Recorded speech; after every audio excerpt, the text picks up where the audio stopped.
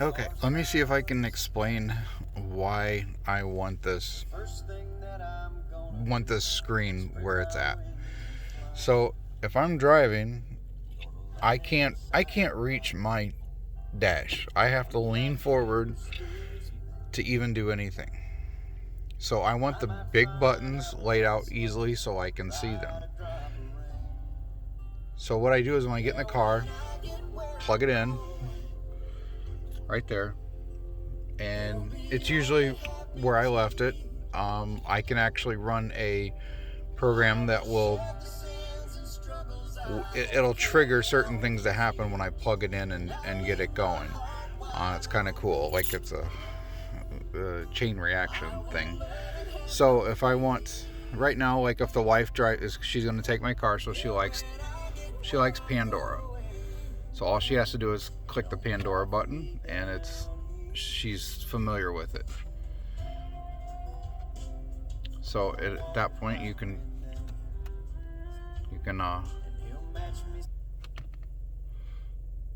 control it from there. I also have Bluetooth remote.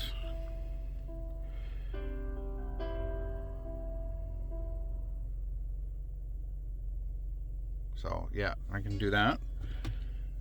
I got the volume down here. I gotta make a new piece for that.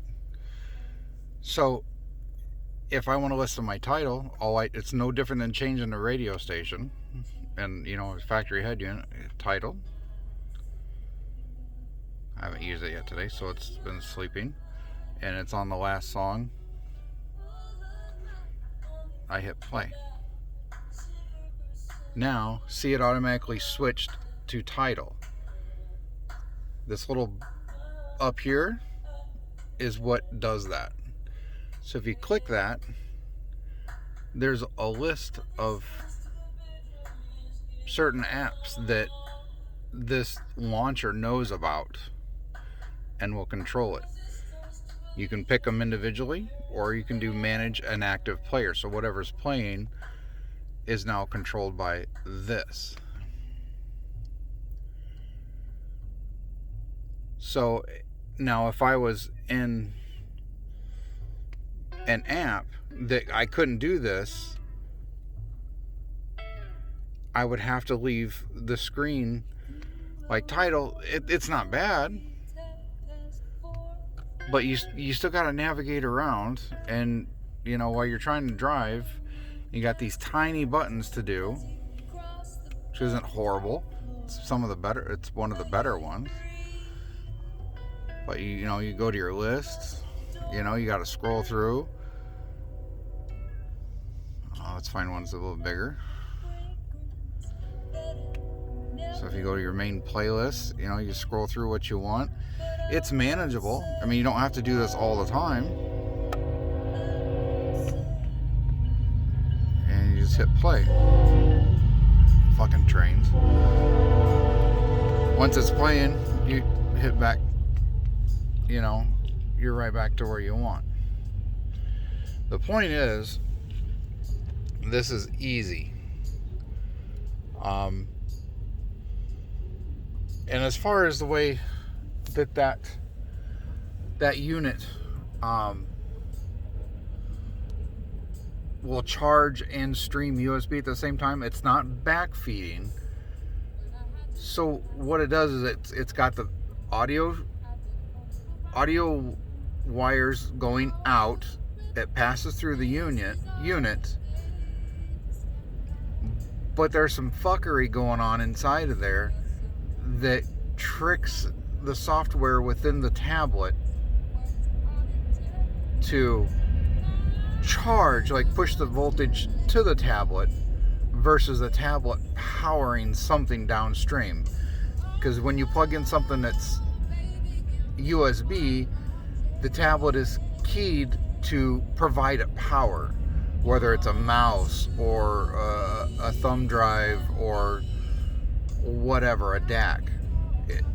It's putting power out of the tablet. This one just tricks it so it doesn't want to put power out. It allows it to charge. And it's just the way the software is built. It's just not configured to do that. Why do I want that? Because when I had it set up like this before, let's say we're on a long trip, I want the screen to stay on. I mean, it's using it for GPS. You know, you're going to family or some visit to somebody's house or work or whatever. With the screen on, 100% during the daytime and never shutting off, if you go on a 4-hour road trip, you're probably going to run most of your battery out.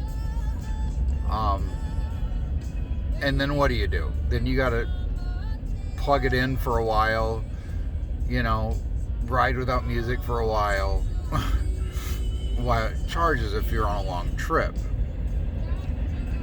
So I guess the point is that, $100 for, convenience of never messing with it again is, I guess, worth it in my book. It's something you don't have to pay attention to. It just happens. And, unless something can give me this screen, I think I've worked hard and put in a lot of time and effort to finding something that works for me. This is kind of like my priority. I highly doubt that unit will induce any noise. Like I said, Mario had the same one, and I never, obviously it wasn't my car, but I didn't notice anything was wrong with it. And if it don't work, I send it back and come up with something else. This is why I wanted to do the Nook so bad, because it's a headless unit. All the tablet does is a remote display. The problem with Roon is when you're hotspotting from a tablet, you don't get full speed that the wireless is capable of. And a lot of times you're driving down the road, it'll stop playing, and if it doesn't pick it back up in a second, it changes songs. It says that, title or Roon's having trouble, and it's going to play the next song.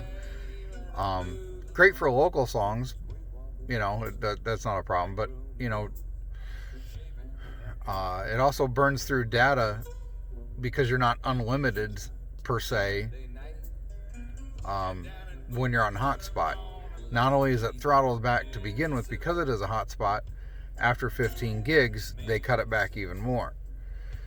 So that's why I've always wanted a head unit that has a SIM card in it, so you don't have to hotspot into something or share data. It's just native.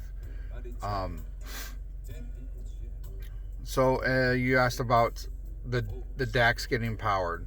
So power comes out of this and goes into my DAC, which is in the glove box, and you can provide it a separate power with micro USB. It's got one for audio in and one for power only. And the way I had this set up before, I had to order another USB bank, but I leave the DAC powered up all the time through USB. Not the tablet USB, but like a powered charger. So that, because when it loses power, it has a little bit of a slight crack to it, just a little bit, not a big deal. So I just leave it powered up. It doesn't drain the battery. So yeah, and same thing for the topping. It's not meant to be in a car. So yeah, your device powers it for ease. I don't know why they didn't provide a separate barrel connector. That's kind of weird. At least the Modi does. Not a barrel, but you can through a phone charger brick. So anyway, in the house, you're not going to be listening to it for 10 hours at a time where you can't stop and take a break and charge your tablet up or your phone up, whatever. Now, in a car, you want to leave it alone. This is just on a magnet. I can take it in the house, no problem. But why would I want to do that? If it's in the charging and the wife jumps in the car and wants to take mine, then she's got to hassle with that and know how to plug it in, and she just doesn't like to mess with stuff. She just wants it to work, and rightly so do I. So switching apps, really isn't that big a deal if I want to play something local. Let's see, I cancel that. So here's everything local.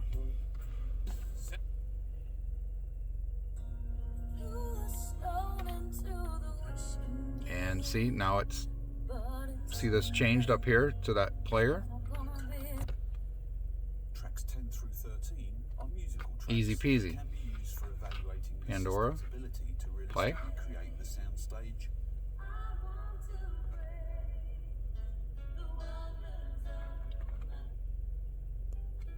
Sometimes it don't pick it up,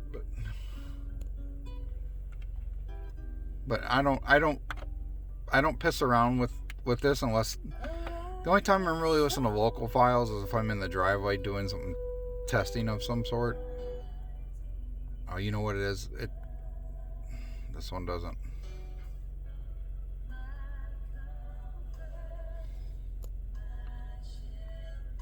Oh, there we go. Yeah, sometimes it doesn't come back from USB Audio Pro. That's okay. Like I said, I don't use USB Audio Pro too much. I could probably use a Samsung app. It would probably be a little more better. But USB Audio Pro will definitely do high res out. Anyway, that's kind of why I'm setting this up the way I do, just for ease of use. Also, that Rune that works with the Nook, great interface, absolutely love it. But the few days I was using it to get to work, I actually had to kind of pull over to find some other music, because the font got a little bit small. So, I gotta wrap this up because the wife wants to take off. But hopefully this helps a little bit to understand why I'm doing this the way I do. So, if any questions, give me a holler.